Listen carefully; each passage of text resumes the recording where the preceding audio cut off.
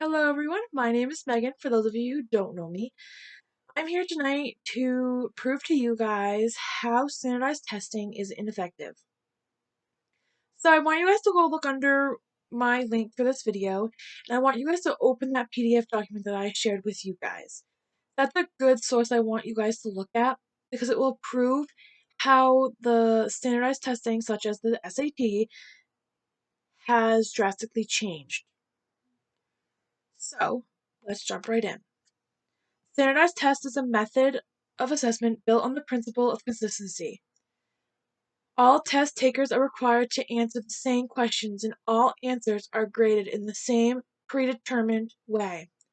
Standardized tests are used throughout an individual's education to compare class progress in elementary or high school, to apply for higher education using the SAT, or to get into grad school. That is how it's defined. So this one test is given to a group of people. It's graded the same way, same questions. It's the same. How can you say that standardized testing is a good way to test someone when they're all the same? I know for a fact that nobody tests or nobody learns the same way. We have the visual learners, we have the auditory learners, we have the do-it learners. I call it the do-it learners because they have to physically do it in order to learn it. So how does sitting down and taking a standardized test, the same test that the next auditory learner or the next visual learner, how can you say that that's even a fair assessment? How many of you can remember sitting in the desks at your high school waiting to take the test? Did you ever feel your palms get sweaty and you start to get a little worried or nervous? Nobody should have to feel that way about taking a test. Nobody. So, I'm going to talk about some cons. So, I'm going to talk about some cons of standardized tests and why they are problematic. So, many times you need to take these tests in order to get into a college. Some people might not have the money to afford to take these tests in order to get into a college, which is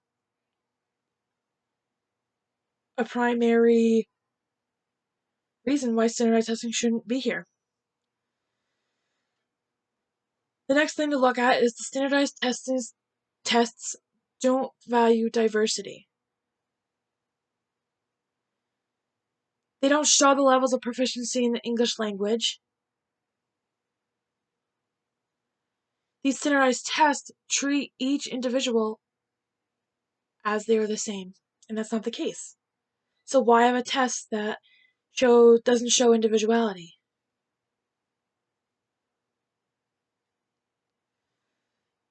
So I want you guys to think about, after you took those tests, did you do anything with them?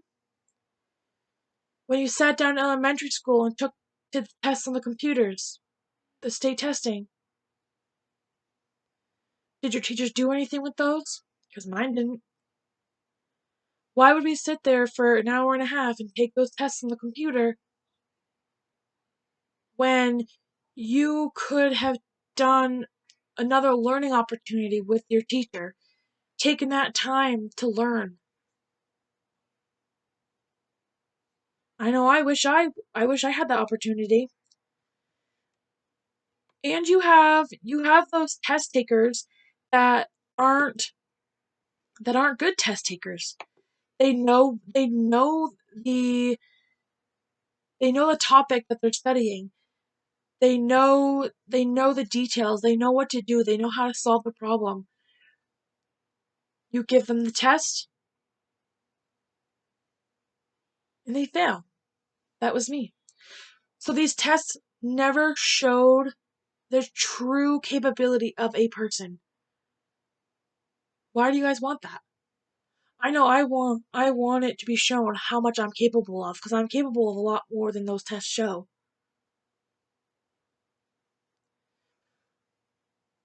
So not only are your capabilities being diminished and not shown to the fullest potential, you also have the emotional side. You also have the emotional sides that cause stress. No one should have stress going to school. School should be a place you want to go to learn, have fun. But with standardized tests, it's hard. It's hard to have those fun times when you're worried about failing a test or making sure you did good to impress your mom and dad.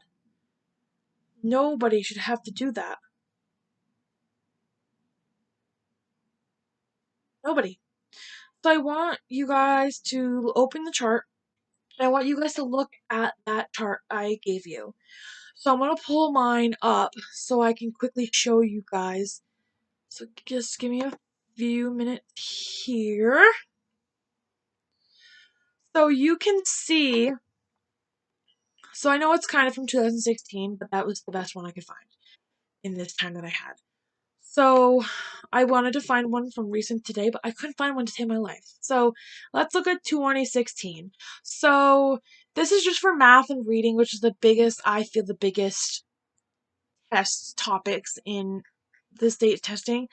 So you can see just from 2005 to 2007, it went down a pretty big chunk, and you can visually see that in the reading or the math score and the reading score.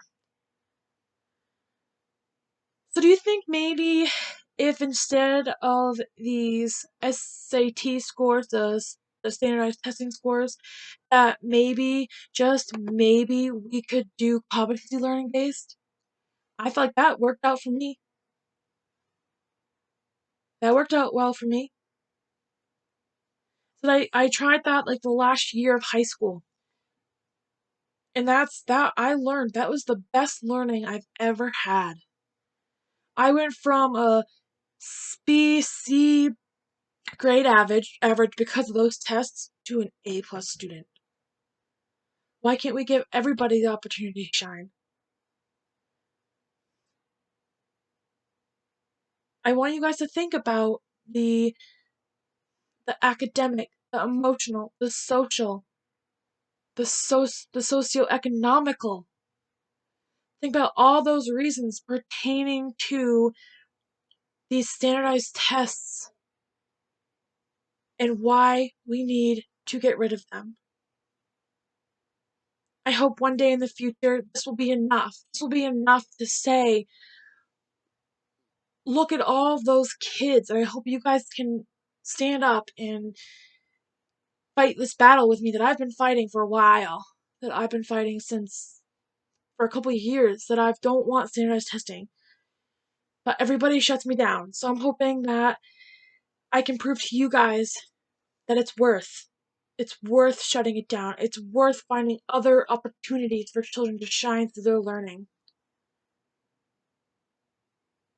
So I want you guys to think about it and really put it into consideration how important it is to go a different route for testing a child's ability of learning.